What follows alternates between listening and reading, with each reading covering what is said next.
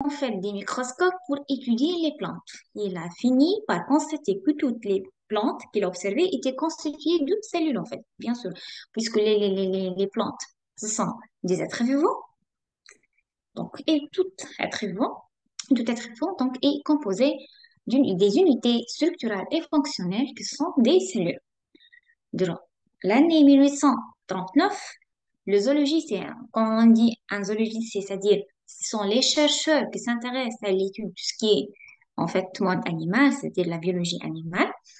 Le zoologiste Todor Schwann, il y a aussi un zoologiste allemand.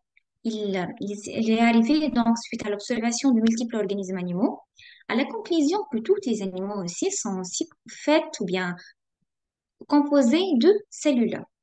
Bien sûr, en fait, puisque les animaux, ce sont des êtres vivants, donc l'unité structurelle et fonctionnelle de ces êtres vivants sont des cellules.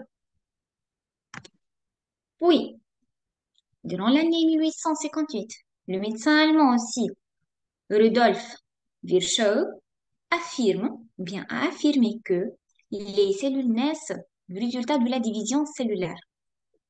C'est-à-dire, chaque cellule est à l'origine d'une autre cellule, etc. On va l'étudier donc on va l'étudier dans un prochain chapitre sur tout ce qui est la division cellulaire. On va parler des mitoses et des méioses, etc. Et du coup, en fait, il y aura la fondation de la théorie cellulaire. La théorie cellulaire, en fait, a été fondée par un ensemble des observations et des découvertes réalisées par les scientifiques qui ont mené à établir une théorie cellulaire qui comporte trois grands principes et qui sont tous les êtres vivants se composent d'une ou plusieurs cellules. Chaque cellule est l'unité de base de la vie et toute cellule provient d'une autre cellule par division cellulaire.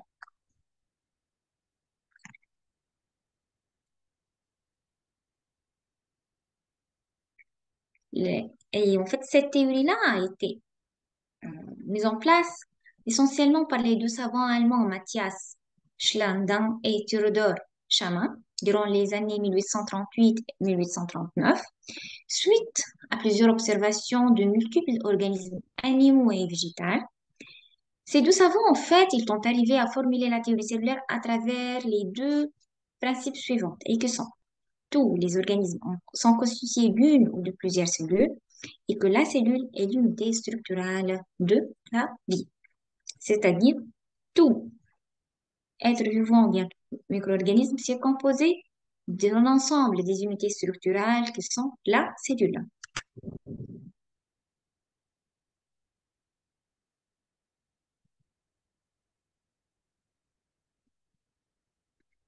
L'histoire, donc, en fait, de la biologie cellulaire s'est continuée. Et en 1858, le chercheur Virchow a introduit une nouvelle théorie cellulaire, c'est que la cellule est la plus petite portion de matière vivante qui puisse vivre isolée et qui puisse se reproduire. C'est-à-dire, en fait, un être vivant contient quelque chose comme 100 000, imaginez, 100 000 milliards de cellules, 10 à la puissance 14.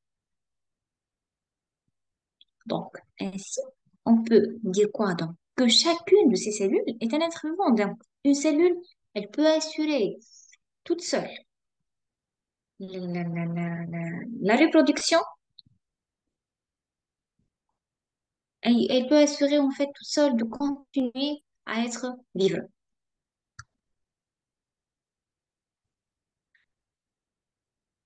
Le, le progrès en fait au niveau des microscopes a assuré de petit à petit en fait l'évolution au niveau de la science de la biologie cellulaire. En effet, l'invention des lentilles grossissantes, qu'est-ce qu'elle a assuré en fait? Elle a permis d'observer de plus en plus la cellule et d'observer de plus en plus et de cortiquer les organismes cellulaires, c'est-à-dire les composants qui sont derrière une cellule. Donc, Comme on a dit qu'en 1665, les cellules ont été décrites et identifiées comme quoi? En fait, l'entité est décrite et identifiée pour une première fois par en fait, des cavités auxquelles on a donné des cellules, des petites chambres séparées par des barrières.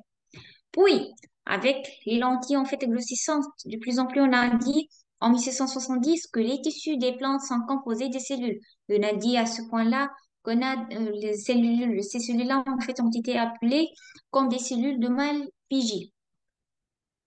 Puis, durant les années 1824, la structure cellulaire de l'être vivant était générale. Durant l'année 1838, on a commencé à parler des organismes cellulaires et Brown a arrivé à quoi il arriva à la conclusion que un noyau est un constituant fondamental et constant de toute cellule. Donc, toute cellule compose de quoi? D'un noyau, ou bien plutôt contient un noyau. L'amélioration et la découverte du microscope optique et de colorants pour assurer en fait de très bonnes observations microscopiques a permis de décortiquer de plus en plus les organismes et les phénomènes cellulaires, c'est-à-dire les phénomènes de division cellulaire, tout ce qui est mitose et méiose, hein. Donc, du coup, durant l'année 1870, à ce moment-là, on va plus parler des microscopes équipés de lentilles, mais on va parler des cellules, plutôt des microscopes optiques avec l'implication de l'utilisation de colorants qui permettent l'observation des organismes cellulaires. Durant l'année 1870 à 1880, les chercheurs donc, ont parlé de la mitose, qui est la division cellulaire. Ceci, donc, la découverte de la mitose a permis par la suite, durant l'année 1900, à découvrir quoi? L'un des plus intéressants organismes dans la cellule, la mitochondrie. Durant, au sein de la mitochondrie, donc, on va parler de tout ce qui est cycle respiratoire, tout ce qui est cycle de Krebs, etc. Durant la même période, donc, les chercheurs ont arrivé à observer quoi? La période de Golgi. Là, on va parler en fait, la période de Golgi qui est le siège de quoi? De la synthèse protéique. Durant l'année 1940, en fait, c'est à notre époque que se caractérise par l'utilisation de microscopes électroniques. Et là, donc, on va, en fait, là, on va parler d'une période plus avancée dans la biologie cellulaire, en fait. Mais un microscope électronique permet quoi? Permet le grossissement, en fait, de l'observation qui peut atteindre 10 000 à 1 million fois. Et du coup, en fait, plusieurs phénomènes et plusieurs structures cellulaires ont été dévoilés pour entraîner par étude par d'autres domaines. Et du coup, la description des principales structures qui composent la cellule et les préparations des premiers extraits acellulaires plutôt de levure a commencé. Et du coup, après les années 1900, il y a plusieurs techniques en fait du cytochimie. C'est commencé par l'utilisation de coloration. Il y en a parlé et l'utilisation en fait des isotopes et tout a commencé à partir des années 1920.